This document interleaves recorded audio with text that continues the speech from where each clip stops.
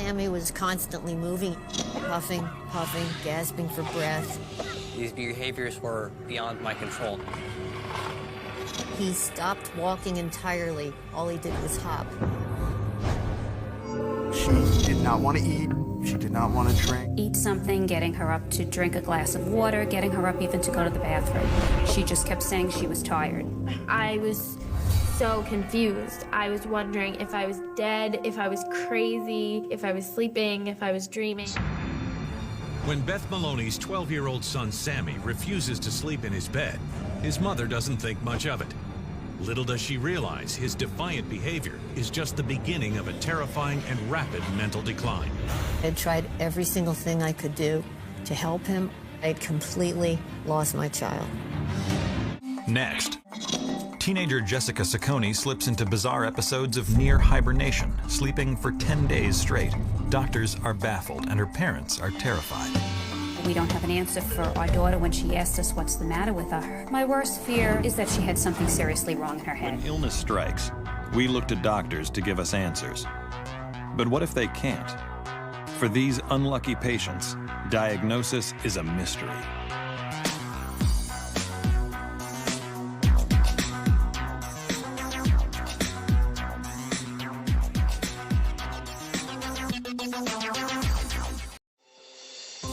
In the summer of 2002, attorney Beth Maloney and her 3 young sons were getting ready to move into their new home in Kennebunkport, Maine.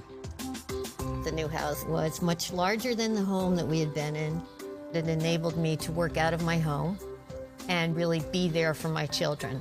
It was me, my younger brother James, my older brother Josh, and my mom. I was very much a single parent.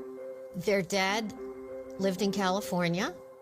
Not having their father around was tough on all the kids, but Beth worried most about her 12-year-old, Sammy. Sammy was always sensitive. I was more concerned about moving him than the other children because he was so attached to this particular area where we lived. He just loved to spend hours wandering around down at the water. So I was a little worried about whether it would be good for him or not. But moving day goes off without a hitch, except for one unsettling incident. I was carrying a box from the house to the van, getting ready to move, and I saw that Sammy was in the yard, walking around with his eyes shut, and he held his hands in front of him as if he were blind. I asked, "What are you doing?" And he said, "I'm memorizing." And I thought he wanted to memorize the place that we had lived. It never really registered in my mind as something weird. It seemed like it was almost beyond my control. I knew that kids sometimes did things that seemed a little bit odd. I wasn't concerned. And once the family settles into the new house, Sammy seems thrilled to have an even bigger room than before. We all just immediately loved the house. Sammy was very excited. But underneath that smile is a child who is far from happy.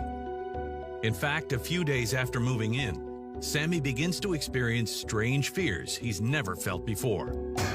I was afraid to sleep in my bed. He would not sleep in the bed in his room. And I said, "Sammy, I want you to sleep in your room." He became incredibly upset with me and ran out of the room. I came down in the morning, he was on the couch. Then I became much more insistent that he sleep in his room. The next night, when I went in to check on him, he was asleep, but sitting up in a chair. The biggest problem was that she put a particular blanket on my bed, which I really didn't want to touch. There were little yellow stripes along the blanket, which really bothered me. I don't know why. He really never slept in his bed from the day we moved in. It seemed odd. Why did I suddenly have this child who wouldn't sleep in a bed? I was worried. I didn't know what was wrong. I thought it was an emotional type of reason. So I called a psychologist to schedule an appointment. I don't remember too much of what we actually discussed. I know we had thought the problems had to do with anxiety. He was very protective of Sammy in terms of not telling me what Sammy would say, but he felt that he was having an extreme reaction to the fact that we had moved. I assumed that things were going to improve within a matter of a couple of weeks. But just a few days later, Sammy suddenly develops a bizarre new obsession. He insisted that we have all the lights on in the house 24 hours a day. I couldn't stand the dark. I just remember that the dark was bad. When it was time to go to bed, I went to shut the lights off, and then he turned the light right back on. I turned them off again. He totally flipped out and started screaming, but there was no reason for this. Suddenly, after having this wonderfully sweet boy for all these years, I had a defiant child on my hands. He was seeing the psychologist once a week, so I called him. The psychologist's advice was to just be very tolerant, and his suggestion was that we wait. Desperate to get a handle on Sammy's rebellious behavior, Beth does her best to follow doctor's orders. But over the next 3 weeks, she grows increasingly frightened as Sammy's problems seem to snowball. He was wound up, he was pacing all the time, he was constantly moving, wriggling, huffing, puffing, gasping for breath. Then he was pelting repairmen with acorns. Then he was screaming at the squirrels. Every single day there was a new behavior that was added. I said to the psychologist, shouldn't we be more concerned? And he said, not if this isn't interfering with the home. And I said, well, of course it's interfering with the home. And the psychologist said to me, well, try not to focus on it. I was frustrated, but I felt that following the directions of the psychologist, that we would be able to correct the situation, and then he was going to be fine. Determined to get Sammy under control, Beth forges ahead and tries to maintain a sense of normalcy at home. But when she has to drop her oldest son off at boarding school, an incident occurs that turns Beth's entire world upside down. I had to drive Josh up the 3rd week in August, and Sammy was crunched in the seat. He wouldn't use a seat belt. His fingers were cramped as if he was maybe playing a piano, and he was rocking back and forth in his seat. He wouldn't talk to me at all. We got Josh to school, and he needed help, of course, getting his things into his dorm room. So I said to Sammy and James, okay, you guys stay here. I'm gonna help Josh. I come back out to the van, Sammy's gone. Look all around, I can't see him anywhere. So I'm running as fast as I can. I'm screaming Sammy's name as I go. My concern at that point, I knew that it would be so easy for him to be lost and not be able to be found.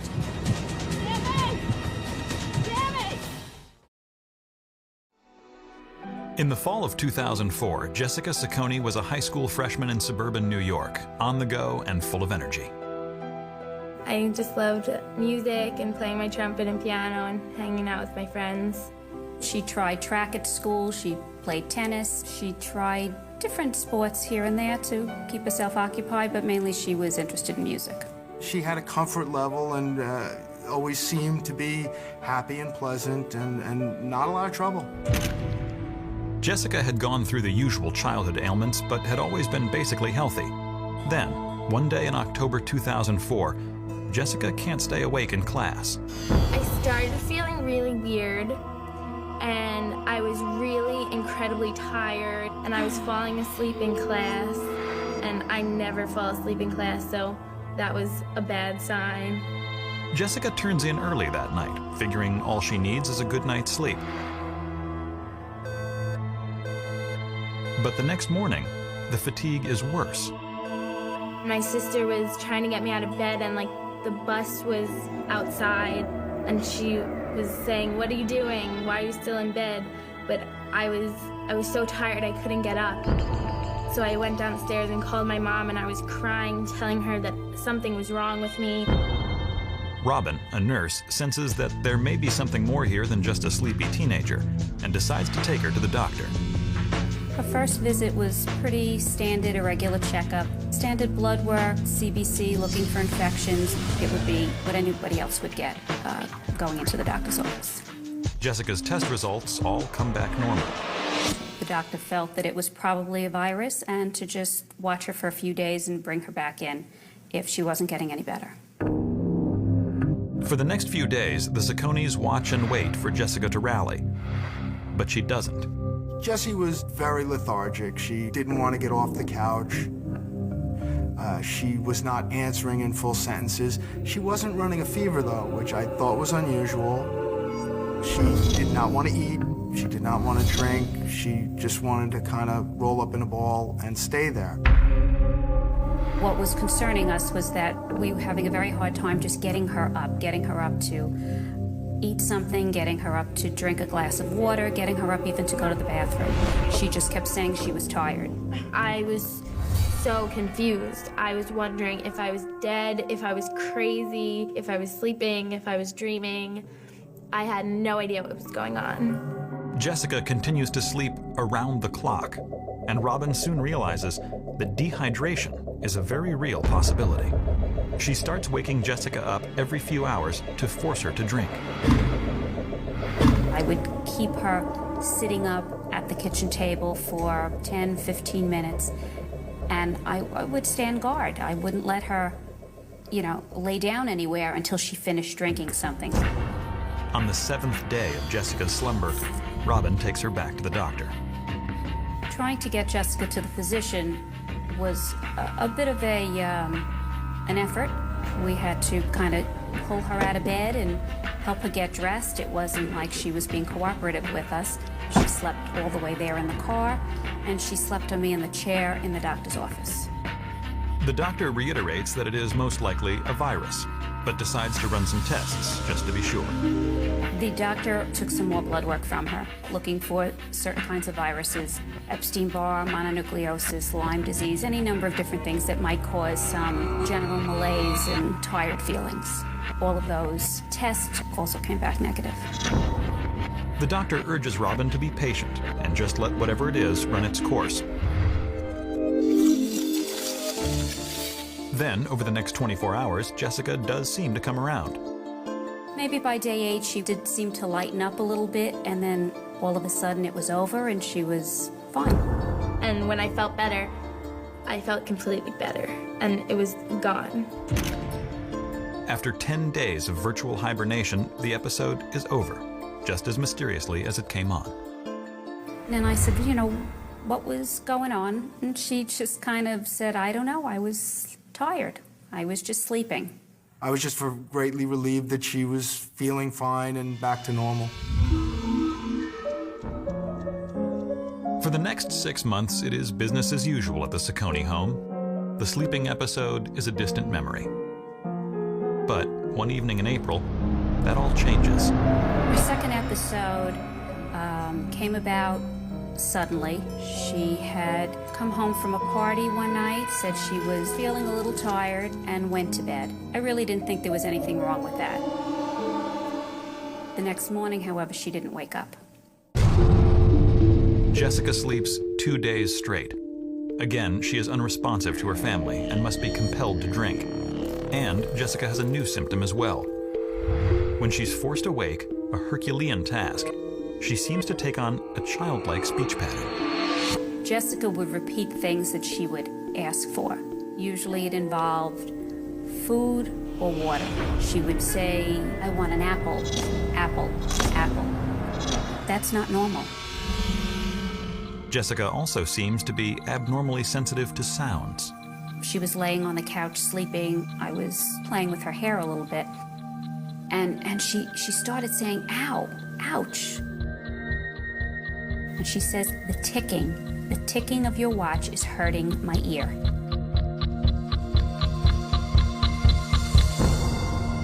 Fearing that this is much more serious than a virus, Robin decides to take Jessica back to her doctor for a complete checkup.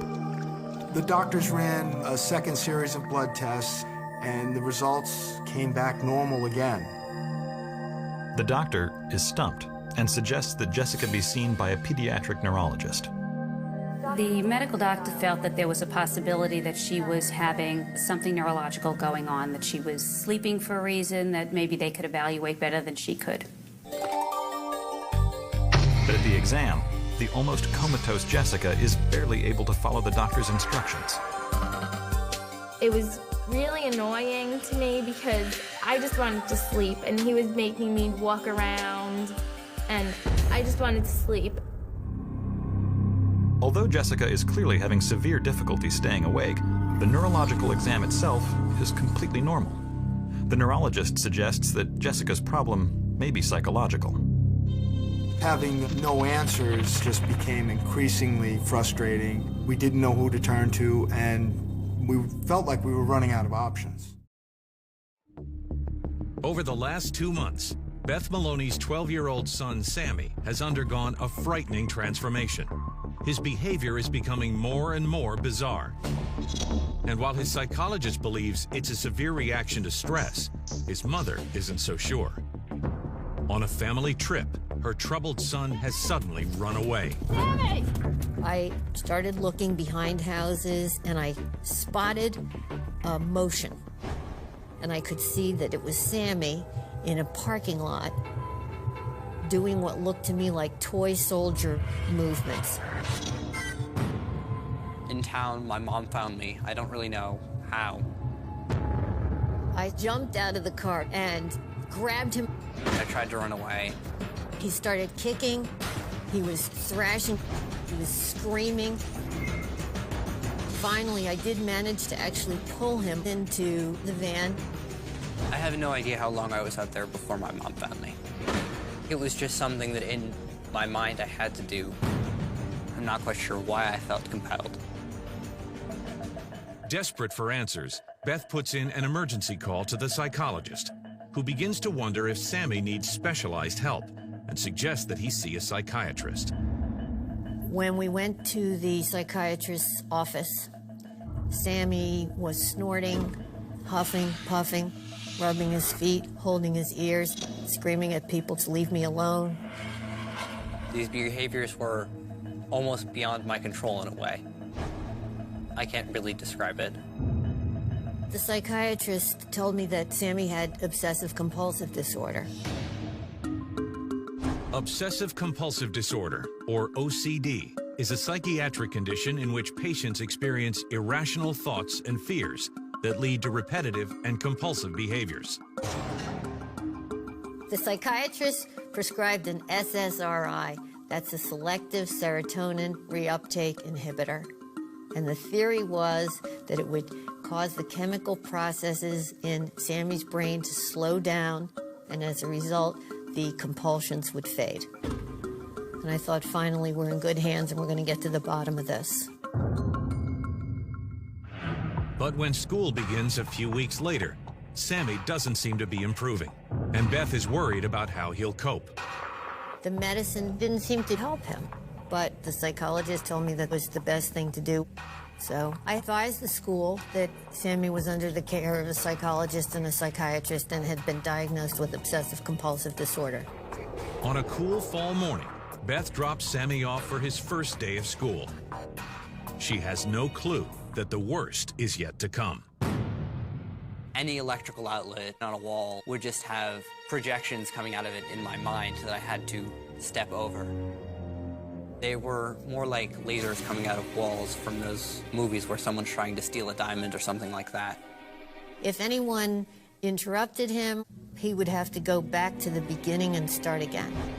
And he was bent over, close to the shape of an upside-down L. I would walk hunched over to duck under invisible walls. I got a phone call from the school saying I had to come get him right away. Horrified, Beth checks back in with Sammy's doctors, who assure her that the meds will eventually kick in and that school is the best place for him. But as the months go by, there are absolutely no signs of improvement. What the psychiatrist said to me was he has no ability to control these behaviors. Unless we could get the dosage correct, So his medicines were consistently being adjusted upwards. It never made any difference whatsoever. He generally stayed in school for about, at most, 2 hours, at which point they would call and tell me that I had to come and get him. It was difficult for me to do anything, really. And, you know, no one really wants to hang out with someone who's just doing behaviors all the time. To make matters worse, Sammy is continually developing new and increasingly weird compulsions. We were being assaulted with new behaviors every single day.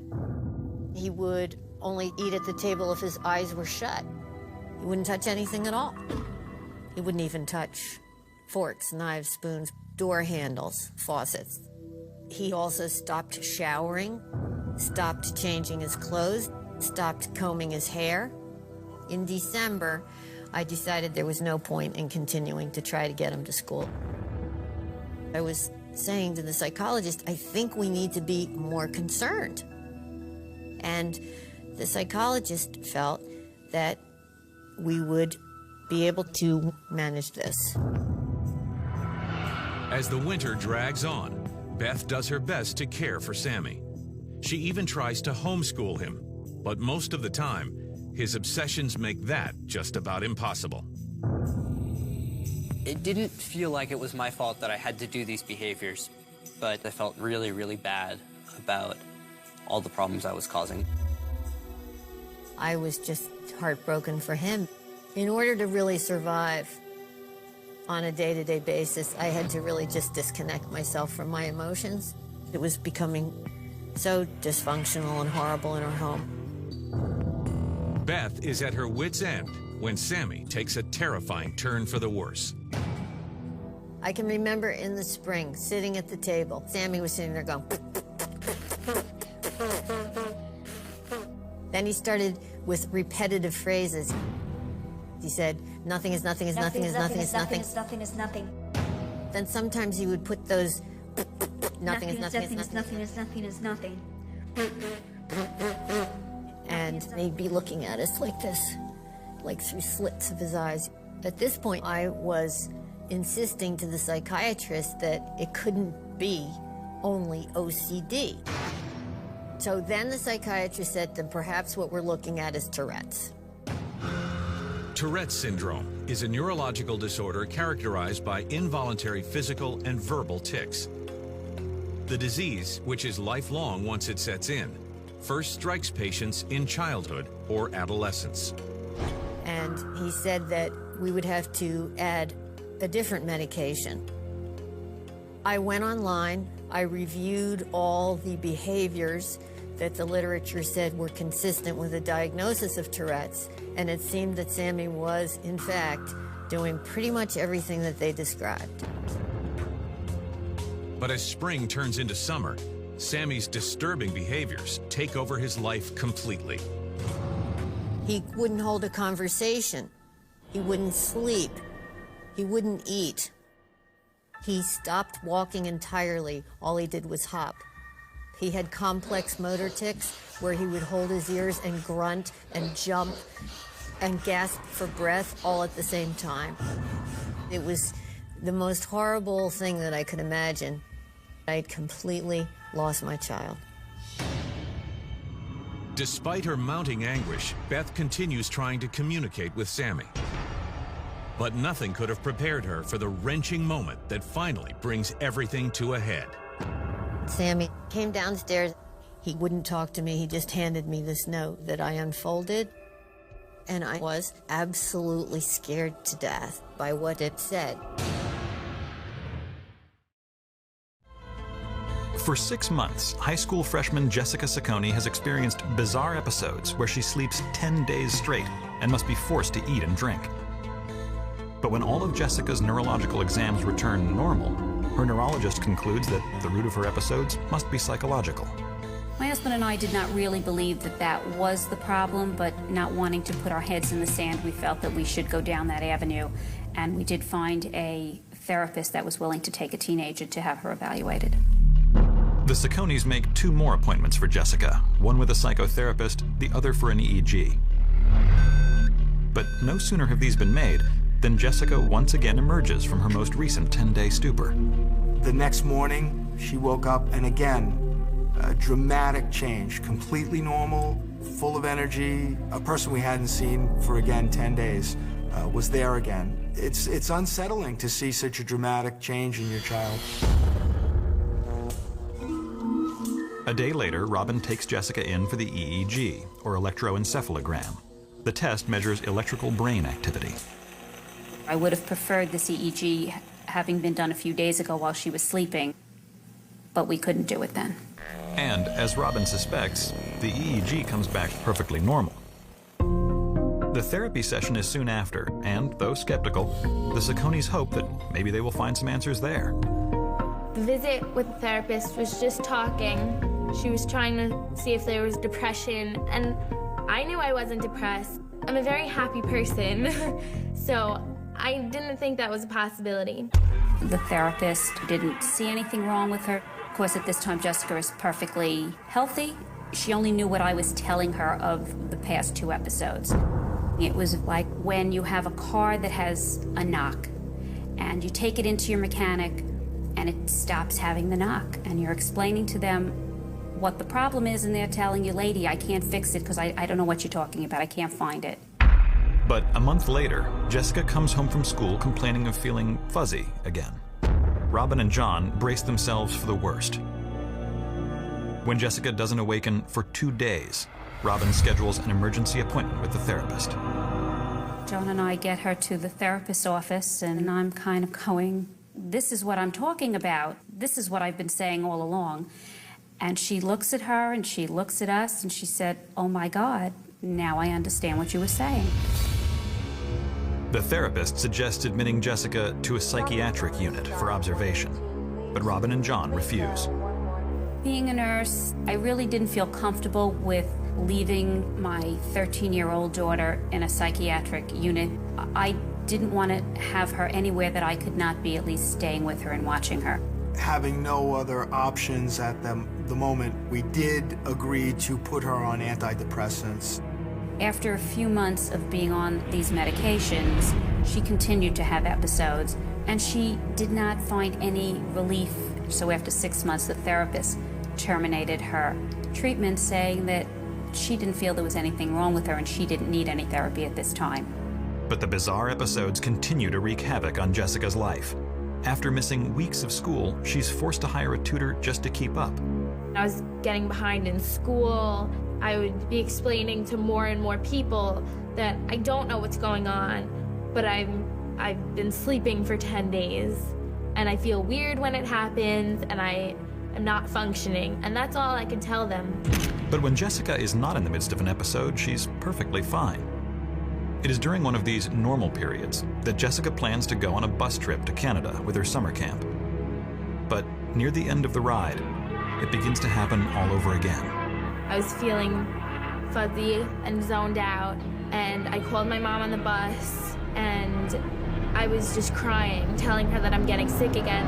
After a few phone calls and a very expensive plane ticket, we managed to get her flown home from Canada into Kennedy Airport. Robin decides to take Jessica immediately to a hospital when the plane lands, so she can finally be seen by a neurologist while in the throes of an episode. The neurologist met us there at the hospital, and we had scheduled her for a CAT scan and an MRI and another EEG. John and I felt that this was great, actually, because we were getting these tests done while she was having the episode. Maybe then they could find out what was the matter with her. But even though she's in the middle of an episode, all of Jessica's test results return normal. Her CAT scan, MRI, and EEG reveal a healthy, if sleepy, teenager. They said, there's nothing we can do for her here. You could take her home. She could sleep at home as well as she could sleep here. As a nurse, I understand it, but I was still very upset about it. Devastated, Robin and John bring Jessica back home. Then, one evening, after being forced awake to drink, Jessica's frustration boils over. She was laying on the couch and she was crying. Jessica became very emotional and started to say things like, "What did you put inside me?" And "Get this out of my head." Banging her fists and she was saying things like we didn't love her. I was kicking them and screaming and just going crazy. It was just so unreal. Our hearts were breaking, Mom. I'm crying on the couch looking at my husband. We don't know what to do with her. For me, the worst thing was that I didn't have anything that I felt I could do.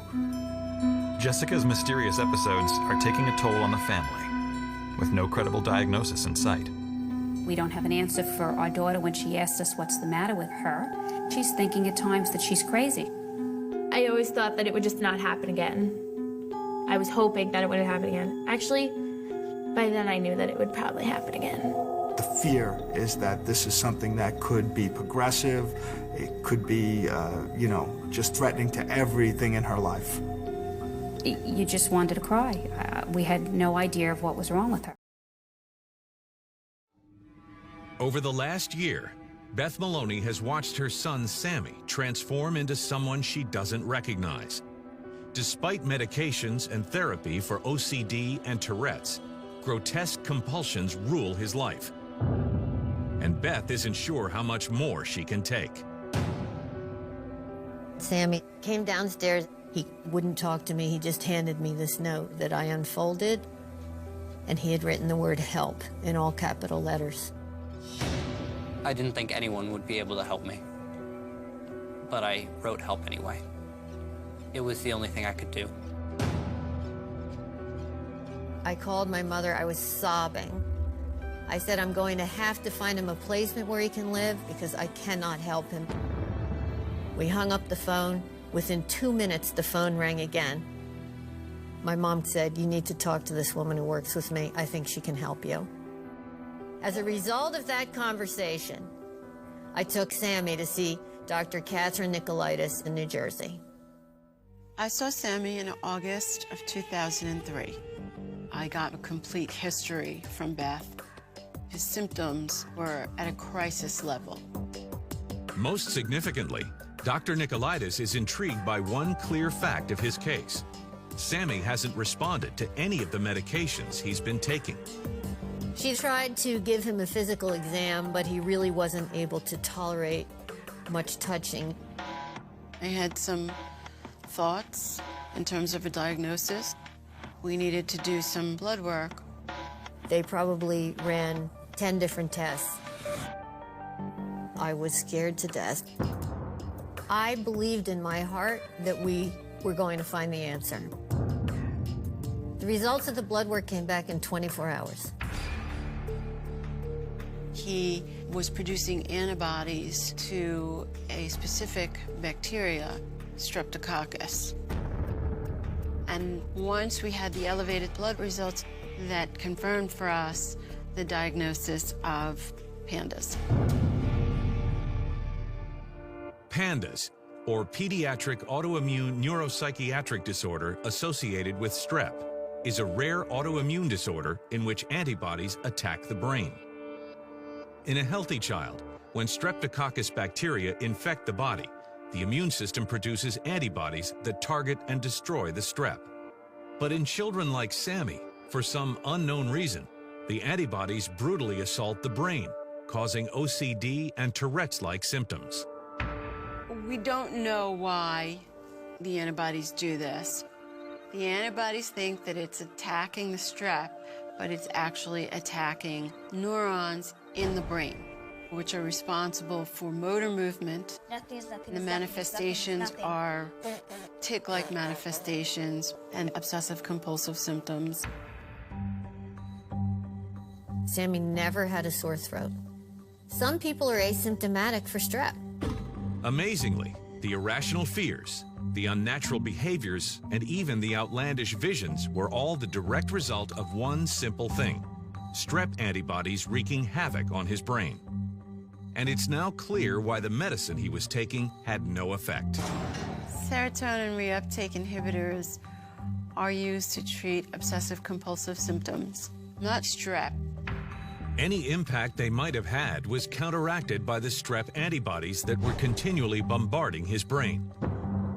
In fact, if Sammy hadn't been diagnosed when he was, his bizarre behaviors would have continued to multiply and possibly caused irreversible damage. There is a sentiment that if you do not interfere early enough, that there can be excessive damage to the brain. The scariest thing is that I could have totally lost my son to something as simple as a strep infection. The good news is that PANDAS is treatable. While drugs target the underlying strep, therapy can help Sammy unlearn his compulsive behaviors. We introduce a mood stabilizer as well as antibiotic therapy so that you're not only aiming your treatment at strep, but that you are also using traditional treatments that address obsessive-compulsive behavior or tics. But unfortunately, Dr. Nicolaitis can't give Beth any guarantees about whether Sammy will ever be his old self again. Sammy had the worst case of obsessive-compulsive symptoms I had ever seen. There's no way to predict whether he would be able to return to school. I did not think I was going to get better. I thought I was going to have those behaviors for life.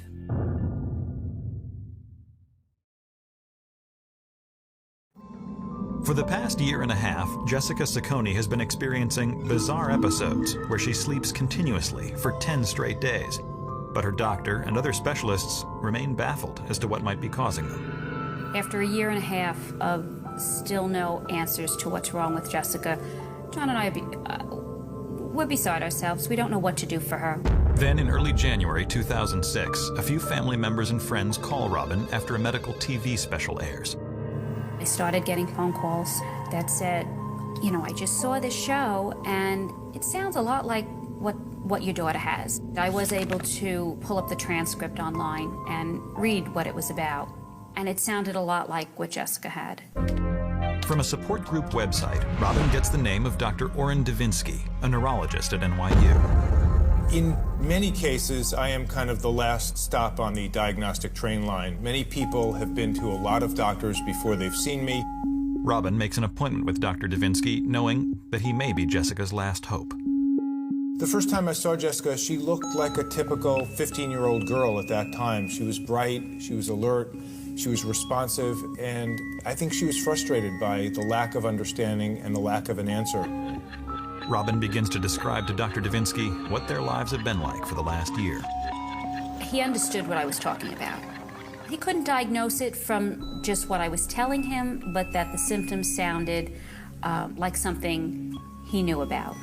Dr. Davinsky told us that the next time I was in an episode, we would go to the hospital and he would monitor my sleeping. For the first time, the Saccones look forward to an episode. And 2 weeks later, it happens. So I packed her bag and I packed my bag and off we went. Jessica is brought to the NYU Medical Sleep Center, where she sleeps for several days under intense scientific scrutiny. Jessica was hooked up to all this electrical equipment, wires coming out of her head, things on her chest. She was hooked up everywhere. During a sleep study, we measure the brain's electrical activity, or EEG. We measure heart rate, or EKG. During her episode, she was sleeping for much of the day, and when I would come and see her, she had a bit of a glassy-eyed look to her. I spent 4 days sitting and sleeping in the chair. It was a long few days. And just days later, Dr. Davinsky calls Robin with his diagnosis. He said he felt that she had Klein-Levin syndrome. Klein-Levin syndrome is an extremely rare, complex neurological disorder characterized by periods of excessive amounts of sleep. Doctors believe that the cause of Klein-Levin is rooted in the hypothalamus, a region of the brain that regulates involuntary activity, including body temperature and sleep cycles. The truth is, we don't know where it comes from. It often begins around puberty for both boys and girls, so it may be in some way the sex hormones are responsible in triggering it or activating the disorder in some way. Since there is no specific test for Klein-Levin syndrome, a diagnosis can only be reached once other tests have yielded no results. But even then, the disease is so rare that not all doctors know it exists. only 200 cases of Klein-Levin syndrome have been studied so far. The difficulty of diagnosing KLS is really a reflection of the educational system of doctors. Doctors often don't know about less common disorders, and for most doctors, when they get presented with a case of something unusual, something a little bizarre, they tend to jump as a knee-jerk reflex that it must be psychological. The patient must be depressed. If the Sacconis hadn't fought the depression diagnosis, Jessica could have been admitted to a psychiatric ward and given powerful and potentially dangerous medication. There are so many more things that could have been wrong with her that are just horrible. So we were kind of going with the positive and saying that this is, all right, it's something we got to live with. Unfortunately, Davinsky tells them there isn't a lot they can do. There is no cure for Klein-Levin syndrome. But there is a way to treat the symptoms. What we have her on at this time is Ritalin. It acts in a way like amphetamines or speed, and the hope is that if she starts to go into a period where she becomes very sleepy, that by stimulating her brain, we can at least dampen the amount of sleepiness she has. During an episode now, I take about 60 milligrams of Ritalin, which is 6 pills a day. The point of the Ritalin is to keep me awake, which makes me drink more and eat so that I don't get dehydrated. And it also makes it a lot easier on my mom to take care of me. There is some good news. In many cases, the disorder disappears as mysteriously as it appeared, often when patients reach their 20s. Of the patients that have been studied, more than 90% will outgrow the Klein-Levin symptoms. And even those who have some degree of it left after 10 years, it's usually much, much milder. To know that it wasn't terminal or I could grow out of it was definitely a relief. I think she should do well. Hopefully in 5 years, or certainly by 10 years, there's really an excellent chance symptoms will be gone. Today, the Sacconis have adjusted to Jessica's episodes. I think it's a challenge for Jessica to have this condition because she's always playing catch-up. I'm a little more motivated because I want to get into a good college, and this makes it really hard to do well. So I need to work a little harder. It makes me more motivated. I hope that in the future I will grow out of this and I can live normally and do what I want to do. I think the moral of this story is if you're sick or someone you know or love is sick, you need to do everything in your power to help them find out what's wrong with them. You might not be able to cure it, but I think you need to keep going. Sooner or later, you'll find somebody to help you. Jessica Sacconi's symptoms were so debilitating that they demanded attention. Beth Maloney has just learned that her son Sammy has pandas, an extremely rare disease that attacks the brain. For over a year, it's made his life a living nightmare, ruled by bizarre obsessions. Now, the 13-year-old is on antibiotics that should help rein in his strange behavior, but he may never fully recover. I was worried about whether there might have been permanent brain damage. I wanted to finally have Sammy back. The next several days are almost unbearable as Beth waits to see some sign of improvement. I began to notice differences immediately. When I first started to not do behaviors, it was kind of a wonderful feeling.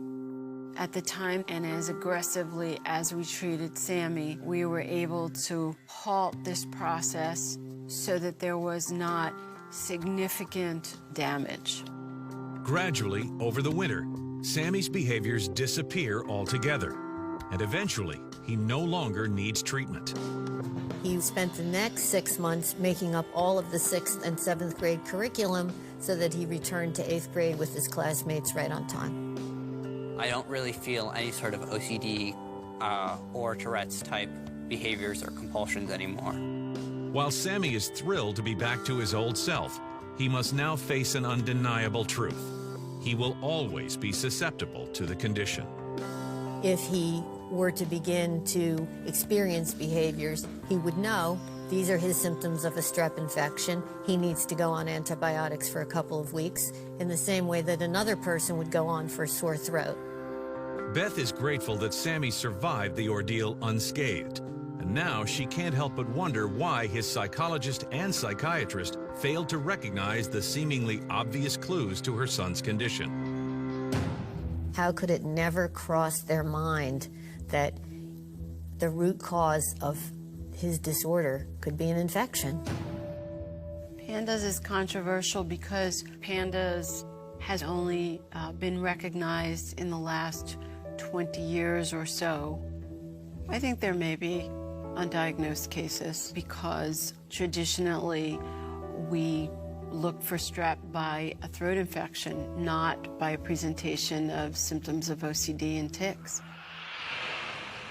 Today, Sammy is 20 and living a full and completely normal life. Sammy is dynamite. He had a successful year as a freshman in one of the top computer science schools in the country. I'm incredibly grateful to my mom for never really giving up. I hope Dr. Nicolaitis understands how grateful I am to her. She really saved my life. I don't really look back at how I felt then or what I did back then. I just look forward. I'm just happy to be where I am.